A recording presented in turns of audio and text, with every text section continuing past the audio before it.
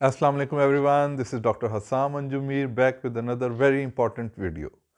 ये जो टॉपिक आज हम डिस्कस करेंगे ये बड़ा इंपॉर्टेंट टॉपिक है क्योंकि जब मैं भी क्लिनिक बना रहा था तो मुझे भी बड़ा इशू था बिकॉज मेरे पास भी कोई नॉलेज नहीं था और ऑनलाइन भी मुझे अमेरिका या यूरोप के आइडियाज़ मिल रहे थे लेकिन मुझे नहीं आइडिया था कि पाकिस्तान में वो कितने इम्प्लीमेंट हो सकते हैं और वो है designing of the dental clinic. क्योंकि इसमें बहुत सारे फैक्टर्स आते हैं कि आपने डायमेंशंस कितनी रखनी हैं, आपकी लोकेशंस कैसे हों, सारा कुछ हो। तो बड़ा इंपॉर्टेंट टॉपिक है। मैं आपको कुछ गाइडलाइंस दूंगा और वीडियो के एंड पे मैं अपने क्लिनिक का design with all the measurements और पिक्चर्स शेयर करूंगा ताकि आप लोगों को ज़्यादा बेहतर आइडिया हो सके कि आपने कैसे मैनेज करना है। तो गाइडलाइंस में फर्स्ट ऑफ ऑल जो गाइडलाइन है वो है डेंटल सर्जरी जो आप बनाएंगे, अपना क्लिनिक जो बनाएंगे उसके अंदर जो सर्जरी है वो रूम है उसकी क्या डायमेंशंस हो और आप किस तरह कैलकुलेट कर सकते हैं कि आपने क्या डायमेंशंस रखनी है और डेंटल चेयर की क्या पोजीशन हो और कैबिनेट की उसमें क्या पोजीशन हो। और अगर आप एक राइटिंग टेबल रखना चाहते हैं जिस पे आप प्रिस्क्रिप्शंस लिखते हैं सारा कुछ, तो वो कैसे पोजीशन करें और उसके साथ उसकी जो चेयर है वो कैसे पोजीशन करें।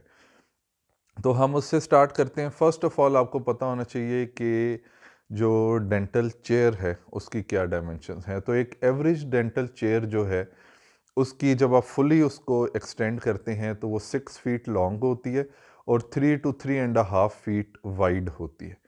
तो इसके हिसाब से अगर आप देखेंगे तो आपको मिनिमम जो सर्जरी साइज़ है वो 8 फीट बाई 10 फीट होना चाहिए। 8 फीट जो है उसकी विर्थ है उसमें डेंटल चेयर की विर्थ वाइज आनी चाहिए और 10 फीट लेंथ है तो डेंटल चेयर लेंथ उसके अंदर आनी चाहिए। उसकी रीज़न ये है कि जब 6 फीट चेयर बिल्कुल आप लॉन्ग करते हैं तो आपने अपनी जो डॉक्टर बैठता है उसने भी चेयर की मूवमेंट की स्पेस रखनी है।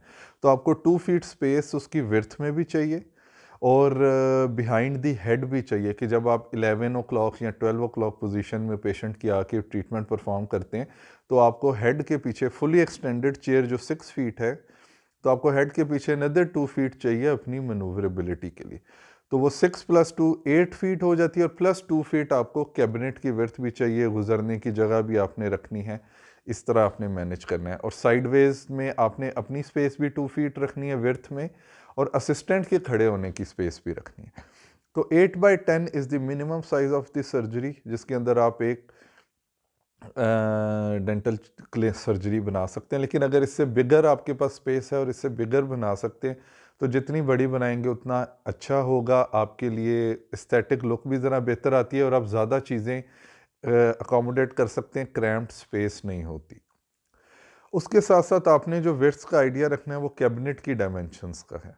तो कैबिनेट की डायमेंशंस में जो उसकी विड्थ डेप्थ होती है कैबिनेट की वो जनरली 18 इंचेस टू 22 इंचेस होती है उसकी डेप्थ। प्लस आपने उसका दराज खोलने की जगह भी रखनी है। तो फॉर एग्जांपल अगर 18 इंच उसकी डेप्थ है तो 18 इंच स्पेस ही आपने फर्दर उसके आगे रखनी है जिसमें आप उसको ओपन कर सकें। और उसकी जो लेंथ होती है वो मॉड्यूल वाइज होती है, मीनिंग कि एक दराज या उसके अंदर जो कैबिनेट है उसकी विर्थ जो है वो भी 18 to 22 इंचेस होती है। तो फॉर एग्जांपल अगर आप 3 मॉड्यूल्स वाली कैबिनेट बनवाते हैं जिसमें 3 सेक्शंस हैं दराजों के या एक डोर वाली कैबिनेट है खानों वाली और बाकी ड्रॉर्स हैं तो वो 18 इंचेस 18 इंचेस 18 इंचेस होगी। और इस तरह उसकी डेप्थ भी 18 इंचेस या 18 to 22 मैं इसलिए बता रहा हूँ कि डिपेंड्स अपॉन दी मैन्युफैक्चरर पे भी डिपेंड करता है अगर आप बनी बनाई ख़रीदते हैं और अगर आप ख़ुद भी बनवाते हैं। मैंने तो ऑनलाइन चूँकि मुझे ये डायमेंशंस का पता था तो मैंने ख़ुद अपने हिसाब से डिज़ाइनिंग करके कारपेंटर से बनवा लिए। तो आप ख़ुद भी बनवा सकते हैं, वो थोड़ी सी चीपर बन जाती है।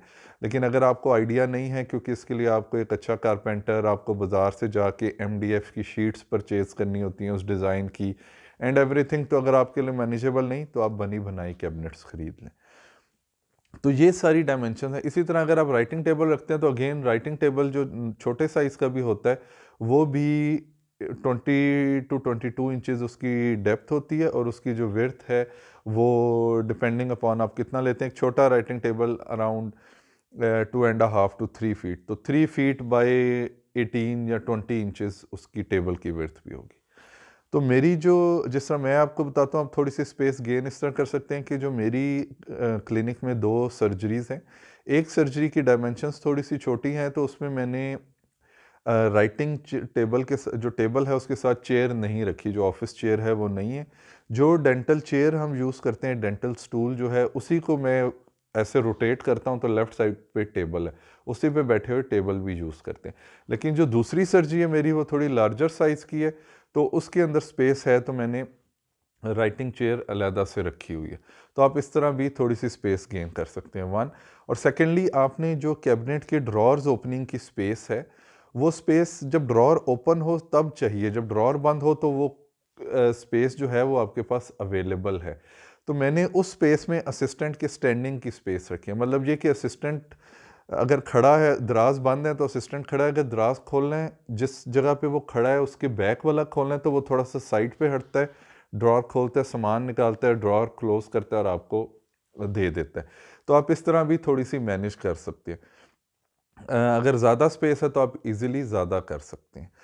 और आपने जो लोकेशन रखनी है डेंटल चेयर की और सिंक की और कैबिनेट की, उसमें आपकी, ये मैं इसकी नेक्स्ट वीडियो बनाऊंगा इंशाल्लाह डेंटल चेयर की पाइपिंग के लिए, क्योंकि वो बड़ी इंपॉर्टेंट है। और उसमें मैं आपको टेक्निकल चीज़ें बताऊंगा कि कौन कौन से पाइप्स चाहिए for air, water, drainage, electricity, और वो पाइप भी किस टाइप के होने चाहिए।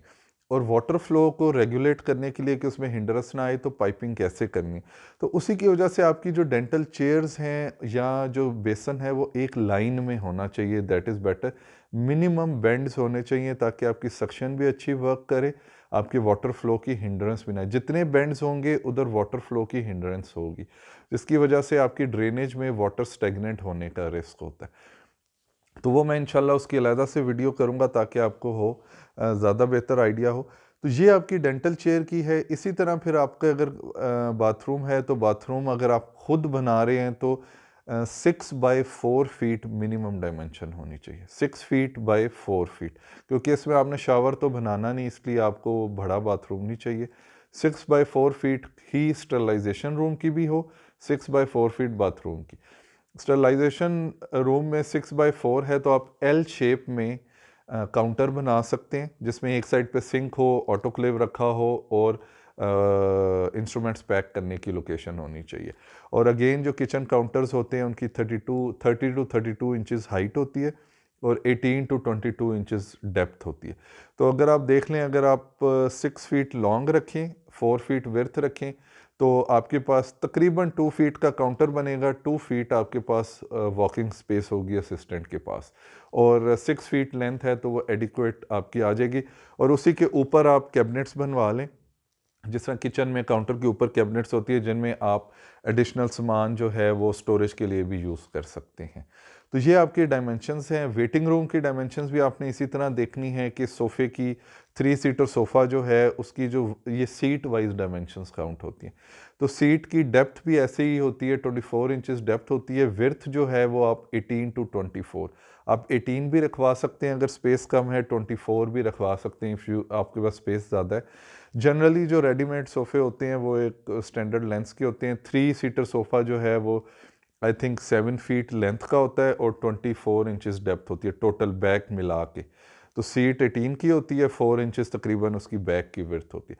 तो आपको फिर उससे आइडिया हो जाएगा कि वेटिंग रूम की आपका साइज़ कितना रखना है आपने, और उसमें किस साइज़ के सोफ़े आप कर सकते हैं।